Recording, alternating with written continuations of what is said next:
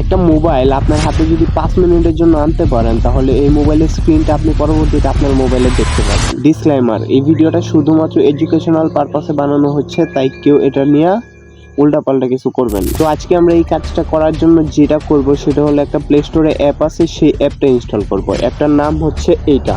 আপনার এবং আপনার বন্ধুর দুই মোবাইলে এই অ্যাপটা ইনস্টল করার পরে নর্মালি একটা সেটআপ আছে, ওইটা জাস্ট করে নেবেন, তাইলেই হয়ে যায়। তো দেখা গেছে সেটআপের সময় সবার প্রথমে কিছু পরিমাণ অ্যালাউ পারমিশন চাইতে পারে, ওইটা দিলেন। তারপর দুইটা মোবাইলের ইন্টারফেস হবে ঠিক এইরকম। তো এখন জাস্ট এখানে ক্লিক করে আপনার মোবাইলটা সার্চ করে নেবেন, তারপর আপনার মোবাইলে ক্লিক করবেন। কেন করতে পারেন, আবার অটোমেটিকও কানেক্ট হয়ে যেতে পারে। তো যেভাবেই কানেক্ট করলে করার পর দেখতে পাবেন যে দুইটা মোবাইলে এরকম দুইটা করে অপশন আসছে। তো এখন আপনার কাজ খুবই সিম্পল, যে যেই মোবাইলের স্ক্রিনটা আপনি দেখতে চাচ্ছেন সেই মোবাইলে স্ক্রিন শেয়ারে ক্লিক করেন, আর যে মোবাইলে রিসিভ করবেন সেই মোবাইলে রিসিভে ক্লিক করেন। তো যখন ক্লিক করবেন তখন আবার আরেকটা পারমিশন দিতে হবে, ওইটা দিলেই আপনার মোবাইলের স্ক্রিনটা আপনার সামনে শো করতেছে, আর আপনি এই মোবাইলে যা করতেছেন তা ওই মোবাইলেও দেখা যাচ্ছে। এবার চলেন এই অ্যাপের কিছু লিমিটেশন আছে সেইগুলা বলি। তো সবার প্রথম লিমিটেশন হলো যে দুইটা মোবাইল আপনার কাছাকাছি রেখে কাজটা করতে হবে। তো আপনি যদি বিদেশে থাকেন আর আপনার বন্ধু বাড়িতে, তাইলে এটা হবে না। আর দ্বিতীয় কথা হলো যে আপনার মোবাইলটা আর আপনার বন্ধুর মোবাইলটা সেম ওয়াইফাই কানেক্ট থাকতে হবে। তো এটা মূলত তাদের কাজে লাগবে যারা মূলত